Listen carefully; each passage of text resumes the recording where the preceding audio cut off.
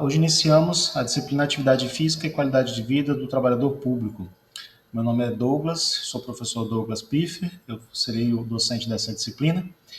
E hoje, dia 5/11/2025, nós tínhamos agendado o nosso primeiro encontro. São exatamente 19 horas e 1 minuto. Então, eu vou dar início à apresentação da disciplina, a apresentação da primeira aula, né? A gente vai introduzir os conceitos básicos sobre saúde ocupacional, e essa aula vai ficar gravada e disponibilizada para todos no ABA, tá bem? Então vamos lá. Os objetivos, então, dessa primeira unidade é a gente compreender o conceito de saúde ocupacional, reconhecer a sua importância para a promoção, proteção e manutenção da saúde do trabalhador.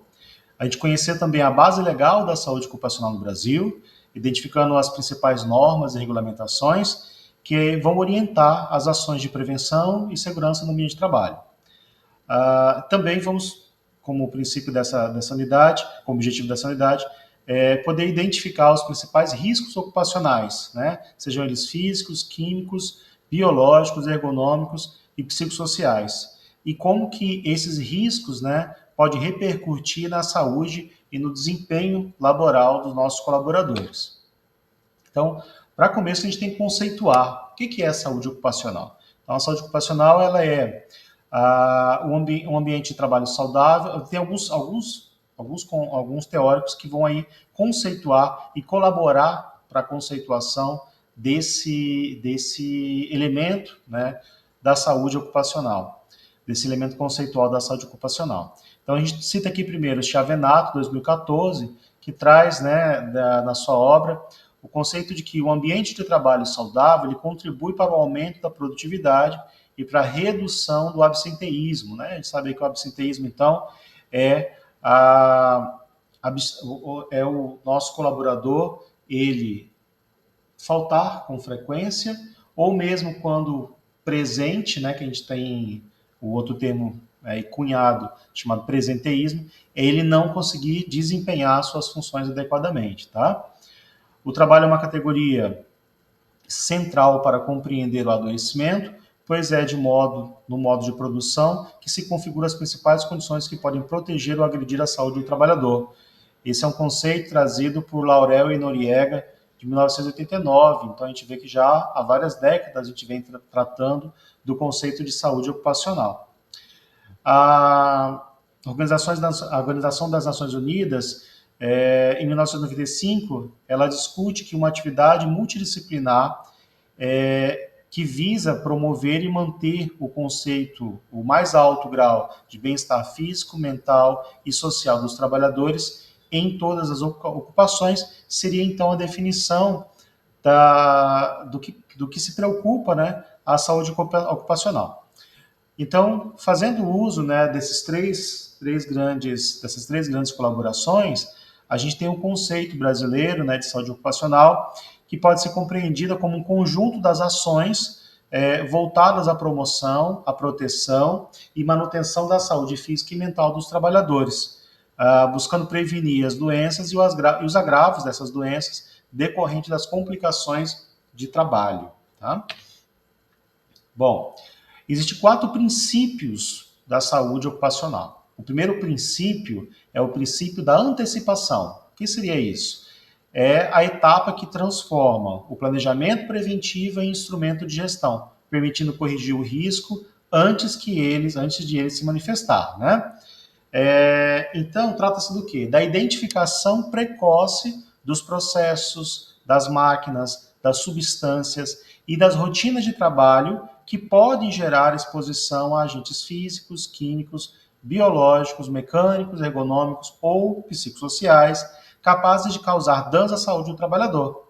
Aqui na figurinha que eu trouxe, a gente vê, por exemplo, a aquisição de um grupo gerador, né, com cabine acústica. O que a gente pode tirar dessa imagem? Que nessa empresa havia necessidade da aquisição de um grupo gerador, ou seja, da manutenção de uma corrente elétrica contínua, segura, né, mas que, dado o nível de ruído, né, que esse gerador, esse grupo gerador possui, havia necessidade de se buscar uma alternativa, uma técnica, um equipamento de proteção, nesse caso o equipamento de proteção coletiva, que pudesse, né, neutralizar esse risco, esse ruído, ou diminuir, né, para níveis considerados saudáveis. Então, antes mesmo de fazer a aquisição do grupo gerador, já se pensou nisso, e ao fazê-la, né, ao adquiri-lo, esse grupo gerador já veio dentro de uma cabine acústica, ou seja, uma unidade que vai proteger a coletividade e os trabalhadores dos níveis aumentados de ruído, tá? Que aí é como a gente vai ver nas próximas aulas, é um dos tipos de risco, né, ocupacional é os níveis de ruído alterado, aumentado no ambiente de trabalho, tá? O outro princípio é o princípio do reconhecimento, né? Então, a Organização Internacional do Trabalho, ela descreve o reconhecimento como uma observação sistemática do ambiente, das operações e das condições de exposição, servindo como base para a avaliação quantitativa e qualitativa subsequente. O que isso quer dizer? É a identificação e caracterização dos riscos existentes e não aqueles que podem vir, como é o caso do nosso primeiro princípio, né? Então, é aqueles que já estão instalados no ambiente de trabalho. Nessa fase, o profissional de saúde ocupacional analisa as fontes geradoras de risco, os caminhos de programação, de propagação desse risco e os grupos de trabalhadores que estão expostos, tá? Na figurinha aqui, nós temos, por exemplo, o técnico aqui da SESMIT, né? Que a gente vai entender depois o que essa sigla quer dizer, a SESMIT. O técnico de segurança do trabalho identificando um risco, ele está observando uma atividade para reconhecimento dos riscos. A gente vê aqui uma máquina, né? Uma máquina que é uma perfuradora, né? E ela está sem proteção, por exemplo, né? Então, ela é ativada ali e não tem uma proteção para o usuário, para o colaborador. Isso já é, então, um risco. A gente vai observar que isso é um tipo de risco mecânico, um tipo de risco de acidente, a ausência de proteção de máquinas, tá? Isso lá quando nós formos tratar das NRs mais à frente.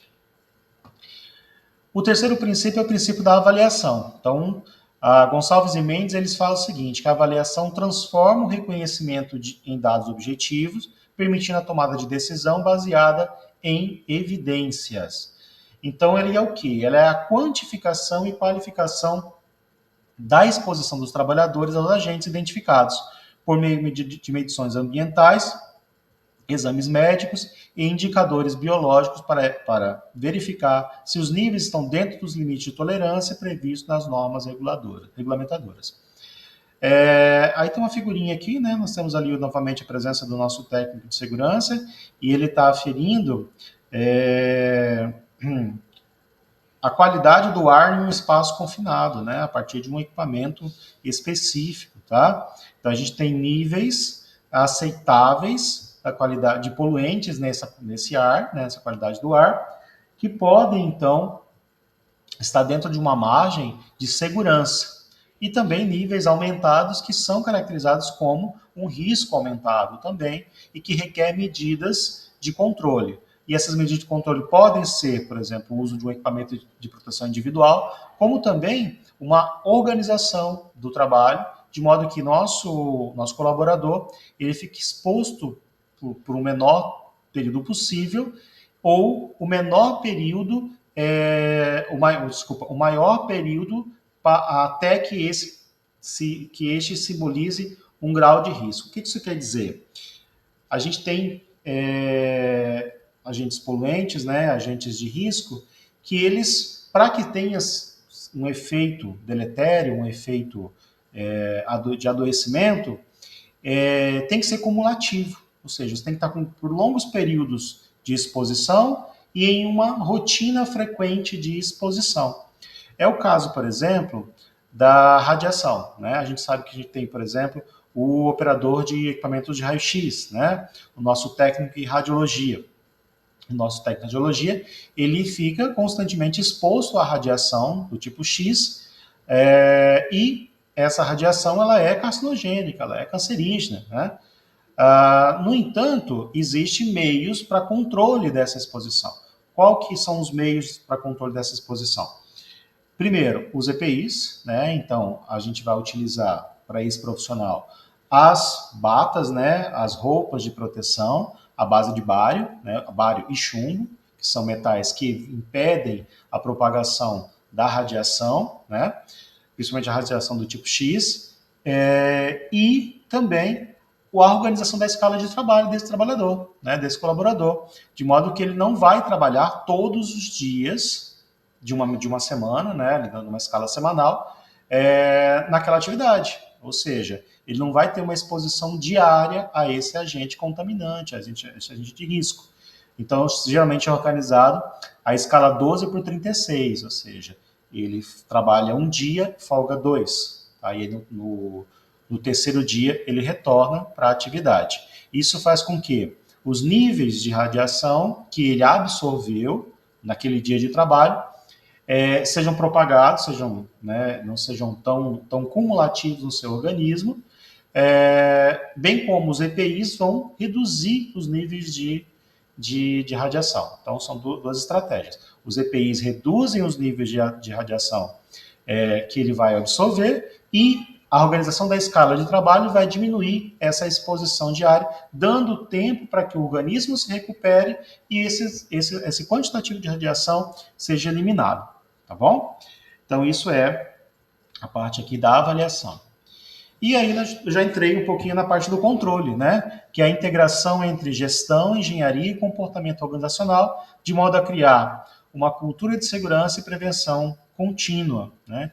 Então, ele é o quê? Ele é o conjunto de medidas técnicas, administrativas e educacionais implementadas para eliminar ou reduzir os riscos. E aí a gente já falou aqui sobre as medidas técnicas, são os EPIs, por exemplo, ou os EPCs, que são os equipamentos de proteção coletiva, né? As medidas administrativas, que é a organização da escala, e as educativas, né? Quando a gente fala de medidas educativas, a gente fala o seguinte, a gente pensa o seguinte, que não basta você, o empregador, oferecer o EPI, oferecer treinamento, né, de comportamento seguro no ambiente de trabalho. Ele tem que cobrar e tem que o trabalhador, o colaborador, estar ciente da sua obrigação também para a segurança do trabalho. E, posteriormente a isso, ser cobrado, ou seja, tem que ser feito um regime de fiscalização dentro do ambiente de trabalho para saber se esse trabalhador, de fato, está sabendo usar o EPI, se ele está sabendo adotar uma postura de trabalho segura, né? Se esse trabalhador, por exemplo, sai aqui da sua escala de trabalho, voltando lá ao técnico de radiação, né, técnico de radiologia, se ele sai desse ambiente de trabalho, dessa rotina, e vai trabalhar num outro hospital, por exemplo, né, no dia seguinte, ou seja, a radiação que ele deixou de receber no dia que ele está fora da escala aqui, ele acaba recebendo na escala de outra ocupação, de um outro emprego. Como é que fica essa relação, né? Então, tudo isso tem que ser observado também pelo empregador e pela SESMIT, que é o serviço, né, específico de saúde ocupacional, tá bem? Vamos lá? Então, o que são as normas regulamentadoras, né? Falando então sobre as normativas que regem a saúde ocupacional. As normas regulamentadoras, elas são um conjunto de diretrizes, né, estabelecidas pelo Ministério do Trabalho e do Emprego, que visam garantir a segurança, saúde e bem-estar dos trabalhadores em todos os setores produtivos, tá bem? Atualmente o Brasil ele conta com 37 NRs, né, 37 NRs ativas, algumas foram suprimidas, outras foram criadas recentemente, algumas foram trocadas, né, totalmente modificadas, e a gente vai trabalhar aqui com o que existe de mais recente, tá? Essas NRs, elas disciplinam a organização dos programas de prevenção e das condições específicas de trabalho, tá bom? Para a gente estudar as NRs, a gente geralmente divide, né, essas NRs em 5 grandes blocos, tá? O primeiro bloco é o bloco da introdução à saúde ocupacional e legislação, tá bom? Ele define as responsabilidades dos empregadores e dos trabalhadores, garantindo a adoção de práticas preventivas contra acidentes e doenças ocupacionais. Tá aqui nessa NR, hoje, nesse grupo de NRs, somente a NR1. Anteriormente, nós tínhamos outras NRs que faziam a composição desse grupo, mas a reformulação da NR1, ela veio para abranger todas essas outras NRs, né? Por quê? Porque a NR1, ela estabelece as disposições gerais sobre segurança e saúde do trabalho, né? Aplicáveis a todas as empresas e trabalhadores. Ela define os direitos, os deveres e responsabilidades das partes envolvidas, ou seja, do trabalhador, do empregador e ainda dos órgãos de controle, tá? Além de determinar princípios básicos para a gestão de risco ocupacional, tá? Dentro da NR1, a gente tem dois instrumentos que são muito interessantes, tá? E muito importantes, e que vieram aí para substituir outras NRs que tinham uma discriminação, uma regulamentação específica desses instrumentos, tá? Então a gente tem a GRO, que é o Gerenciamento de Riscos Ocupacionais, que é um conjunto de ações sistemáticas voltadas à identificação, avaliação e controle dos riscos presentes no ambiente de trabalho, e o programa de gerenciamento de riscos, né, que é uma ferramenta prática do GRO.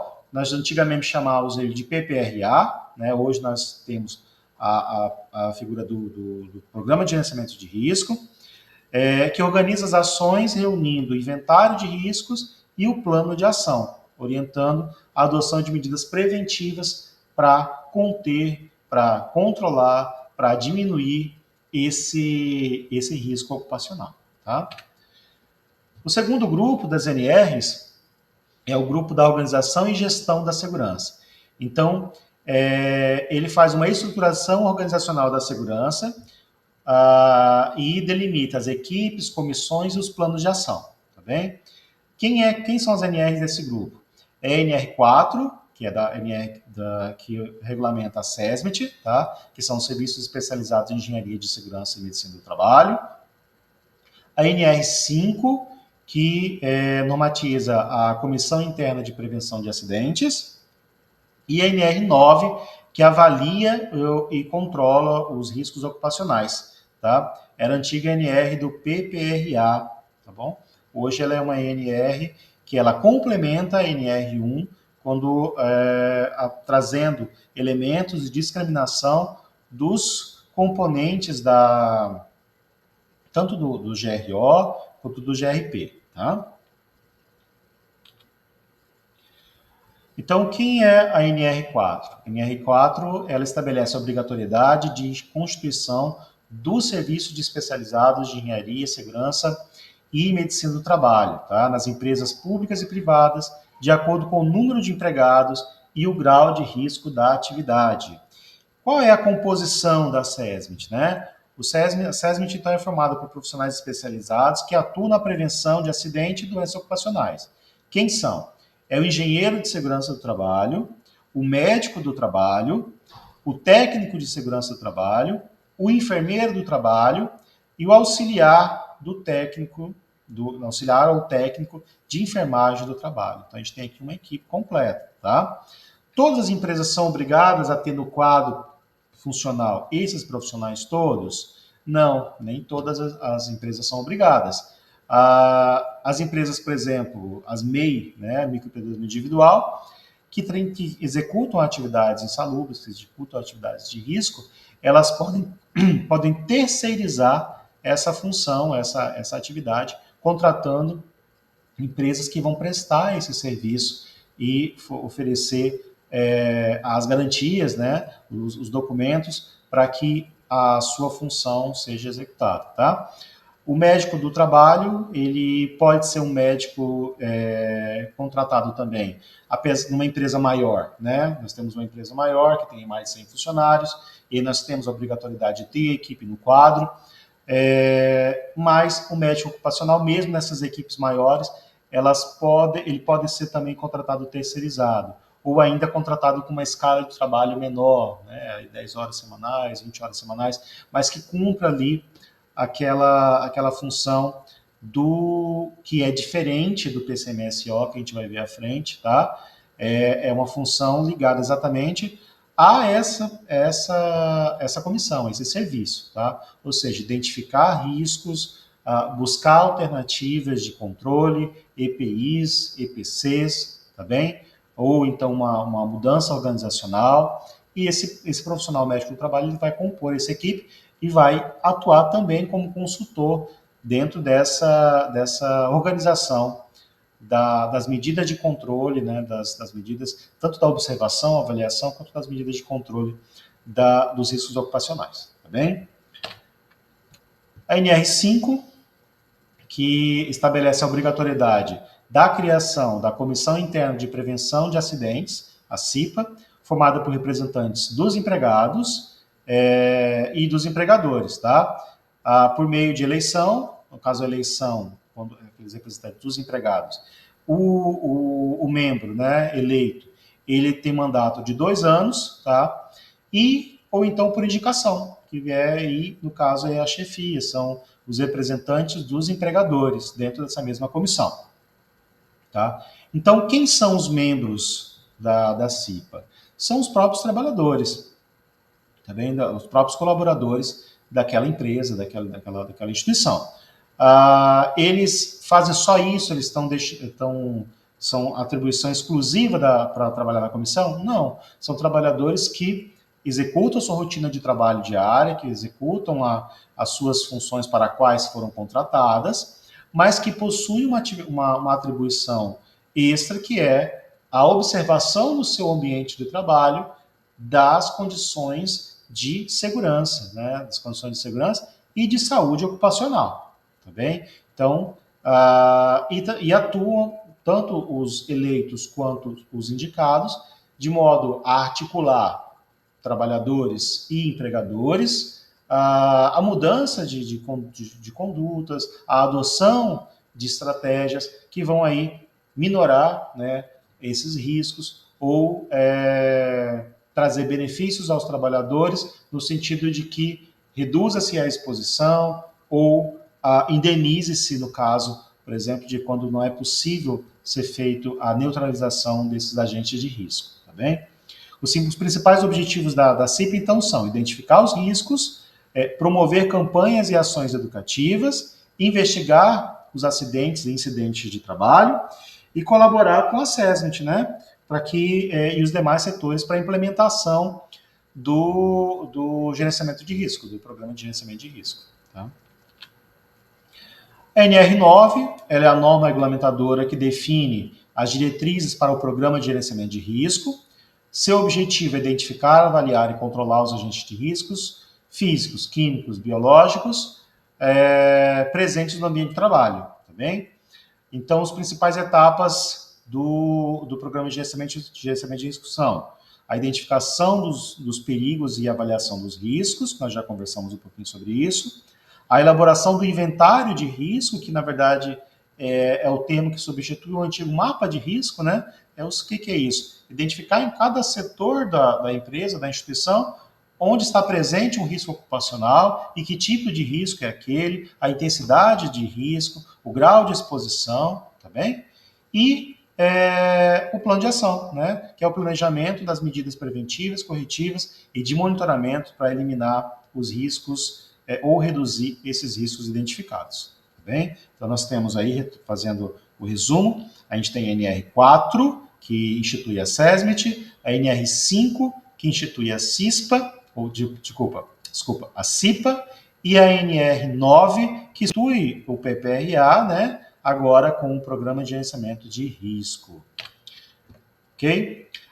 O terceiro grupo, né, de NRs é aquela de prevenção individual e coletiva. São medidas práticas para reduzir risco e promover ambientes saudáveis.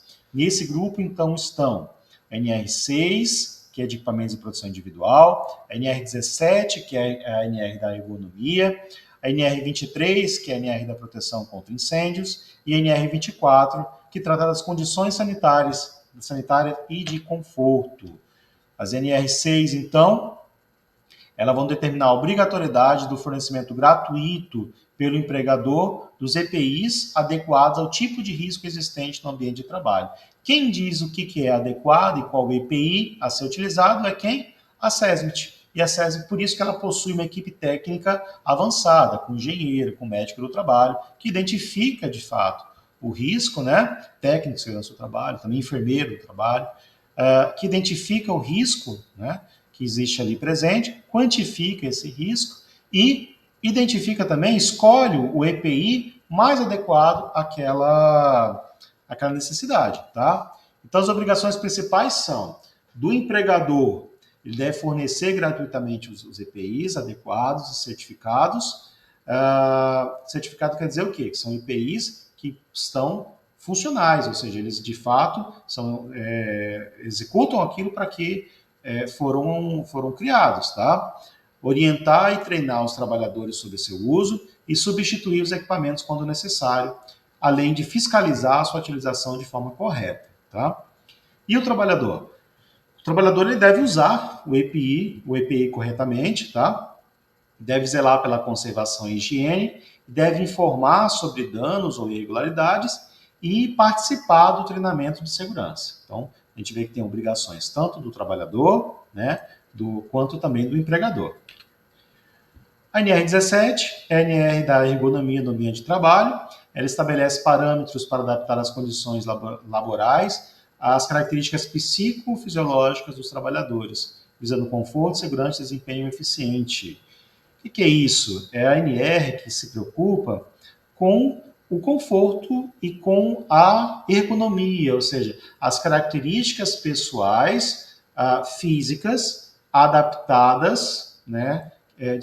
O ambiente de trabalho adaptado às características físicas e fisionômicas pessoais, tá? Então a gente tem, por exemplo, preocupação com relação ao mobiliário, a postura no ambiente de trabalho, a gente fala a postura ortostática, né, e não a postura comportamental, a iluminação, o nível de ruído, as condições ambientais, então qualidade do ar, tá? Também está presente, umidade, ambiente muito seco, ambiente muito quente, ambiente muito frio, tá bom? Organização das tarefas e ritmo de trabalho, então a gente sabe que hoje que um trabalhador, o nosso colaborador, se submetido a um ritmo de trabalho acentuado, né, já está historicamente comprovado que ele pode vir a desenvolver doenças osteomusculares relacionadas ao trabalho, tá? Então, as antigas lesão por esforço repetitivo, né? Antigamente chamava de lesão por esforço repetitivo, além de outras condições, principalmente aquelas relacionadas ao bem-estar psicossocial, né? O levantamento, transporte e descarga de materiais. O ser humano ele não foi criado para carregar, né, peso, né? O nosso esqueleto, ele é um esqueleto que, apesar de robusto, também é frágil, tá? E que pode sofrer lesões muito facilmente, principalmente de coluna e de discos intervertebrais, tá? E trabalha com equipamentos e computadores, né? O teletrabalho, que é uma novidade que vem nos últimos anos ganhando espaço, né, no cenário do mercado de trabalho e que requer cuidados, tá? Principalmente com relação à jornada de trabalho e à ergonomia de quem utiliza o computador, está à frente de uma máquina constantemente durante várias horas da sua semana, tá bem? A NR23, ela estabelece medidas de prevenção e proteção contra incêndio, né, nos ambientes de trabalho, com o objetivo de salvaguardar a vida, o patrimônio e a continuidade das atividades laborais. Ela define diretrizes para a prevenção, combate e evacuação segura do ambiente de trabalho, né, em situações de emergência. As medidas de segurança previstas são a instalação e sinalização visível de extintores e saídas de emergência, o treinamento periódico dos trabalhadores em prevenção e evacuação, são aqueles treinamentos que a gente observa, principalmente aqui em Rondônia a gente teve recentemente, foi bem noticiado do Ministério Público, né, que fizeram o resgate pelo teto e tudo mais. Não precisa ser tão cinematográfico, mas são medidas que devem ser implementadas em todos os ambientes de trabalho. As brigadas de incêndio organizada, que são constituídas pelos próprios colaboradores. A manutenção e inspeção regular dos equipamentos de combate ao fogo, ou seja, não basta ter o extintor, ele tem que funcionar, não basta ter o hidrante, a mangueira de incêndio, ela tem que funcionar quando for necessário, né? E a elaboração de planos de emergência e rotas de fuga acessíveis, tá? Mas quando a gente fala, por exemplo, de mangueira de incêndio, a gente observa muito em alguns ambientes A equipe de limpeza utilizando os equipamentos de incêndio para fazer limpeza de grandes ambientes, né? Que é totalmente irregular, não se pode fazer esse uso. Esse equipamento ele tem que estar em condições ótimas para uso no caso de uma emergência, tá? Vamos lá. E aí, 24, ela estabelece as condições mínimas de higiene, conforto e bem-estar que devem ser asseguradas, desculpa, aos trabalhadores em todos os locais de trabalho. O seu objetivo é garantir a dignidade, segurança e qualidade de vida, tá? Quais são as instalações, então, que a NR 24 regulamenta? As instalações sanitárias, né? O número suficiente de banheiros, separados por gênero, limpos e equipados com itens de higiene, tá? Os vestiários, então, os armários individuais, ventilação e iluminação adequadas. Os refeitórios, espaços limpos, organizados e com infraestrutura para segurança e para alimentação. E áreas de descanso, ambientes confortáveis e acessíveis para o conforto do nosso colaborador, tá bem? Sabiam, então, que a gente tem uma norma regulamentadora que trata, inclusive, das condições mínimas de conforto e bem-estar no ambiente de trabalho, né? Eu sei que não é a realidade da maioria, né? A gente nem todas as empresas possuem aí refeitório, vestiário, tá? Mas lembrando que empresas com um número menor de colaboradores podem terceirizar isso, né? Ou seja, ao invés de oferecer o refeitório, ela pode contratar uma empresa que o faça, ou então ela pode pagar o vale alimentação e dar o tempo de descanso, né? O tempo para que o seu trabalhador possa ir fazer refeição nessa empresa terceirizada, num restaurante ou num outro ambiente, tá bem? A saúde do trabalhador, no nosso quarto grupo, a gente tem o acompanhamento médico e promoção da saúde física e mental, incluindo aspectos econômicos e psicossociais. Então, nesse quarto grupo está a NR7, que é a do PCMSO. Vocês lembram que na NR que trata sobre a SESMIT, eu havia dito que a presença do médico do trabalho lá distingue-se da que ele trata aqui na PCMSO. Tá? Então, aqui ele vai estabelecer a obrigatoriedade do monitoramento da saúde dos trabalhadores por meio de execução de exames admissionais, periódicos, de retorno ao trabalho e demissionais. Então, a gente tem, quem são os exames admissionais? Eles são realizados antes do início da atividade profissional e asseguram que o trabalhador esteja apto para a função. Mais do que isso, eles também identificam se esse trabalhador possui alguma comorbidade, alguma doença, e que grau de afecção da sua saúde essa doença está causando, né? Então, a gente tem hoje uma epidemia, por exemplo, de hipertensos, né? Nós temos muitas pessoas com hipertensão. E algumas condições de trabalho contribuem para o aumento, o agravamento da hipertensão. Então, você não vai deixar de contratar um profissional por ele ser hipertenso. No entanto, há de se observar qual é o grau, né, dessa hipertensão ou como que essa hipertensão tem acometido a saúde do seu colaborador no momento da admissão, para que durante o período de trabalho, né, durante o interstício em que ele esteve trabalhando nessa empresa, nessa organização, observe-se se houve uma piora ou não dessa condição e, mais do que isso, se essa piora está relacionada a fatores relacionados ao trabalho ou não. Tá bem? Os exames periódicos, eles são feitos em intervalos regulares para monitorar a saúde e detectar precocemente alterações relacionadas ao trabalho. E os demissionais, né, realizados no desligamento e verificam as condições de saúde no momento da saída da empresa, tá bem? Aqui a gente faltou o de retorno, né? O de retorno é o quê? Desculpa. O de retorno é, por exemplo, se o nosso colaborador ele sai com atestado médico, ele fica um período afastado por atestado médico, né? Uma licença médica.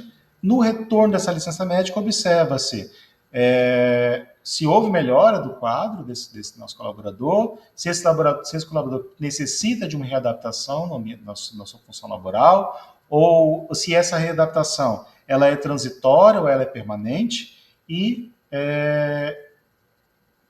orienta-se o empregador a executar essas adaptações do seu colaborador, tá bem? E o quinto grupo é o grupo que a gente trata dos riscos específicos e casos práticos, né? É a aplicação prática das normas em ambientes com riscos biológicos, químicos e físicos. Quem são as NR desse grupo? É a NR32, que trata da segurança e saúde no serviço de saúde, a NR10, que trata das instalações e serviços de eletricidade, a NR12, que trata da segurança do trabalho com máquinas e equipamentos, NR15, que trata das atividades e operações insalubres, e NR16, que trata das atividades perigosas. Existe outras, em altura, com produtos químicos, né? Mas essas aqui são as principais e elas já dão uma base para que a gente compreenda como todas elas funcionam, tá? Vamos lá, 32. Então, a 32 estabelece diretrizes básicas para a proteção, a segurança e a saúde dos trabalhadores que atuam no serviço de saúde, tá? Então, são medidas de segurança previstas na SNR. A implementação de protocolos de higienização e asepsia rigorosos, o armazenamento e descarte seguro dos resíduos hospitalares, né? O nosso PGRSS, né? A capacitação dos trabalhadores sobre procedimentos de prevenção e emergência, a disponibilização e uso adequado dos EPIs e dos EPCs e o controle e imunização de profissionais expostos a agentes biológicos. Então, a vacina, né, ela é tão discutida, tão polemizada, ela faz parte aqui de uma rotina de segurança do trabalho prevista dentro da NR32 para os trabalhadores da saúde, tá bom? NR10. NR10, ela estabelece requisitos e condições mínimas para a segurança nas instalações elétricas e serviços com eletricidade, com o objetivo de proteger a integridade física dos trabalhadores e prevenir esses acidentes elétricos, tá? Além dos incêndios causados por eles. As principais medidas de segurança são a implementação de procedimentos de trabalho seguro e documentação técnica atualizada desses procedimentos, tá? O treinamento e certificação obrigatória para trabalhadores que lidam com eletricidade, o uso de ferramentas isoladas, sinalização adequada e bloqueio de fontes energizadas, a inspeção e manutenção periódica dos sistemas elétricos e a adoção de planos de emergência e primeiros socorros em casos de acidentes. Tá? NR12, ela estabelece as referências técnicas e medidas de proteção para garantir o uso de máquinas e equipamentos, tá? Prevenindo acidentes e preservando a integridade física dos trabalhadores. Quais são as medidas de segurança? A instalação de proteções fixas e móveis em partes móveis da zona de risco, né, a área de operação da máquina, ou a área de exposição do colaborador, a adoção de sistemas de parada de emergência e bloqueio de energia, a sinalização visível de áreas de risco e instruções operacionais, treinamento obrigatório, né, do operador, a garantia de projetos ergonômicos e adequação de máquinas importadas às normas nacionais. Tá? Então, máquinas que vêm de fora, vêm de outros países, elas podem não estar adequadas às normas de segurança nacionais e elas devem ser adequadas, bem como a ergonomia deve ser uma preocupação para o empregador em relação à saúde do seu colaborador. Tá? NR15, ela trata das atividades e operações consideradas insalubres, tá? E aí ela observa tanto agentes físicos, químicos ou biológicos acima dos limites de tolerância, tá? Quem vai estabelecer é o anexo da NR15, onde a gente tem lá os valores considerados de tolerância para a exposição de cada tipo de risco, tá? Nós temos, então, os riscos físicos, que a gente vai tratar na unidade 2, os químicos, os biológicos. Eu vou deixar para tratar isso na unidade 2, na próxima aula, que a gente vai conversar um pouco mais sobre cada um desses riscos, desses grupos de riscos, tá? NR16, ele define as atividades de operação considerada tipo perigosa, tá? Isto é, aquela que expõe o trabalhador a riscos acentuados de acidentes graves, devido à presença de inflamáveis, explosivos, eletricidade, radiação, ou violência física, por exemplo, nosso policial, nosso agente de segurança, tá? Seu objetivo é proteger a integridade e a segurança dos profissionais. Então, são as principais situações de perigo abrangidas: inflamáveis e explosões. A gente tem aí o nosso frentista, por exemplo, que é diariamente exposto, né? A eletricidade, a radiação ionizante e segurança pessoal, tá? Então, além de outras que vão ser tratadas aí dentro da NR 16. Pessoal, essa então era a aula de hoje. A gente teve a introdução dos conceitos sobre saúde ocupacional, falamos um pouquinho sobre os objetivos da aula, falamos sobre os princípios da saúde ocupacional e tratamos também das normas regulamentadoras, tá? Dividimos ela em 5 grupos didáticos para a gente estudar. Eu deixo para vocês no AVA o material de apoio para que vocês possam pesquisar mais sobre as NRs, pesquisar mais sobre saúde ocupacional e na próxima aula eu espero ter mais a participação de todos, a participação dos alunos, para que a gente possa ter um diálogo, né, a respeito da saúde ocupacional, sendo que na próxima unidade nós vamos tratar especificamente dos riscos ocupacionais, vamos classificá-los, vamos conhecê-los, tá? Então eu aguardo vocês na próxima aula. A agenda de aulas online estão todas previstas ali dentro do AVA, já estão todas agendadas. Nossas aulas serão assim, rapidinhas, 30 minutos, 40 minutos, para que a gente possa optimizar o nosso tempo e também, mas também dar a garantia de a gente poder tirar as dúvidas, conversar a respeito do tema, tá bom? Muito obrigado a todos que estão assistindo e aguardo vocês.